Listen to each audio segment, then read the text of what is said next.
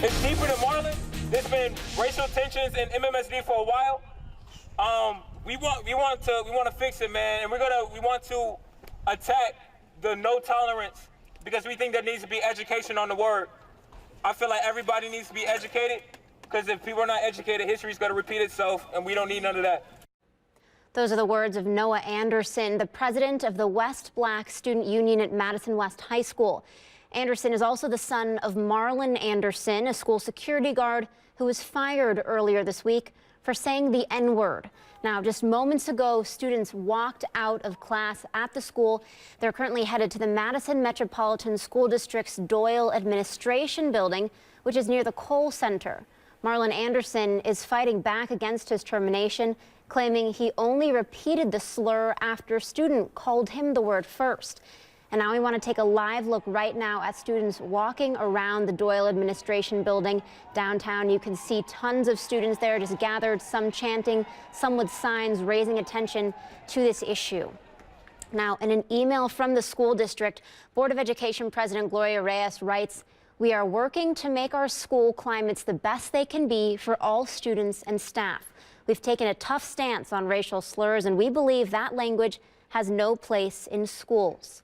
Now, we also confirmed yesterday that Madison Teachers Incorporated is filing a grievance on behalf of Anderson. They're appealing his termination, seeking to get his job reinstated and receive full back pay. Now, Gabriella Rusk is live outside the Doyle Administration Building with more on this protest. Gabriella?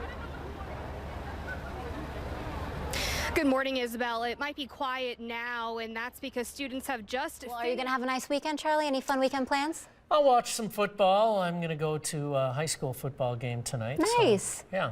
Very pleasant weekend. And we do want to close out our newscast today by taking one more live look outside the Doyle Administration Building, where students from Madison West High School are protesting the termination of a security guard. So we will have more from the walk tonight on NBC15 News at 4, 5, and 6. Thanks so much for watching with us today at 11. Well, coming up, in case you missed it this morning, a Charlie Shortino takedown, baby. We're going to tell you what led to this moment right here on the morning show. That's next. Only 37 for the high Wednesday. Hard to believe snow may be in the forecast. You know who's not a good fan of snow? Lots of people. This guy. Yeah, he's not. This guy, the Incredible Hulk, not a fan of snow. He actually visited us here on the morning show. Lou Ferrigno, of course, is his name. Check out what happened when Charlie mentioned snow in the forecast. Look at this. We even have a chance of some snow coming up on Tuesday. A 30% chance with... No snow. I said no snow. Anyway, we're going to talk about it when we come back. Don't make me angry. I hate snow. Now we're going to slow-mo it for you. Here it comes. Look at those pythons wrapped around your throat there. I think I could have taken him. Yeah, right. Yeah, right. Look at that guy. He's a former Mr. Universe. I know. The guy's still Hulk. in great shape. He looks great. Yeah. Came in this morning. Yes, he was great. 68 years old? 68, something like that. Yeah, he looks phenomenal. And your face is getting pretty red there, buddy.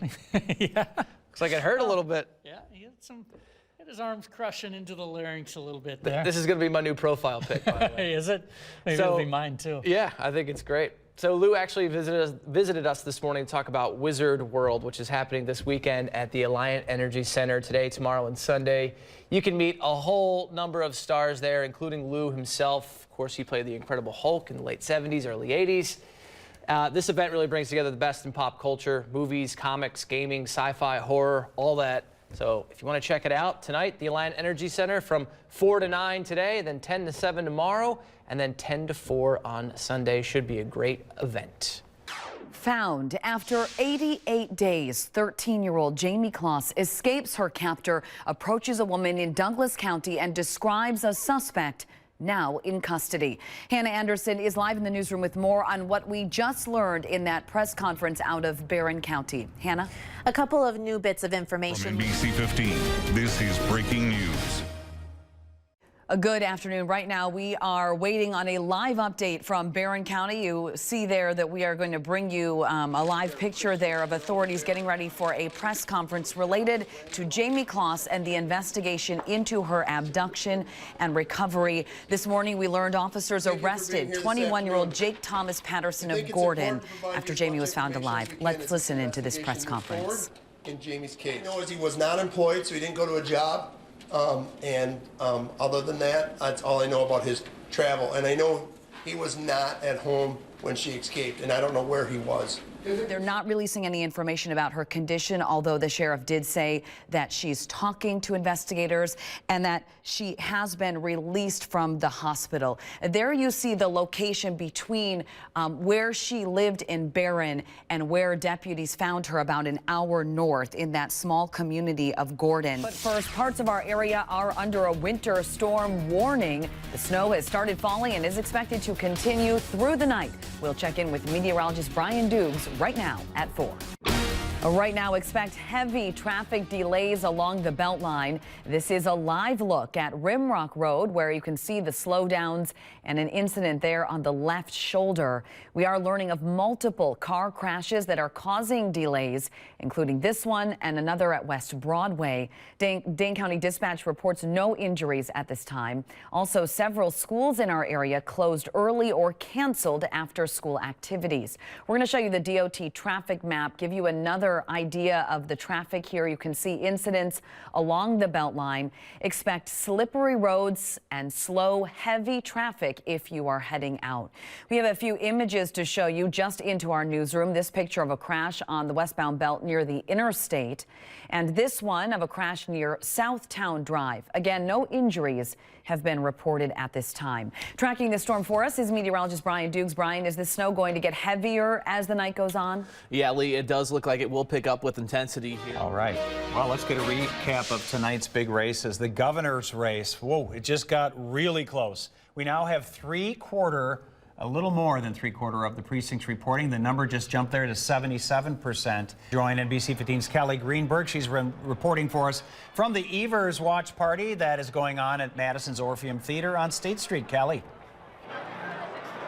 Now, for majority of the night, Tony Evers has had that slight lead over Governor Scott Walker, and that is fueling the excitement here at the Orpheum right now. Dick and Bill have been with us all night. Okay, so we have an AG's race and we have a governor's race, both about 3,000 votes separating the two candidates.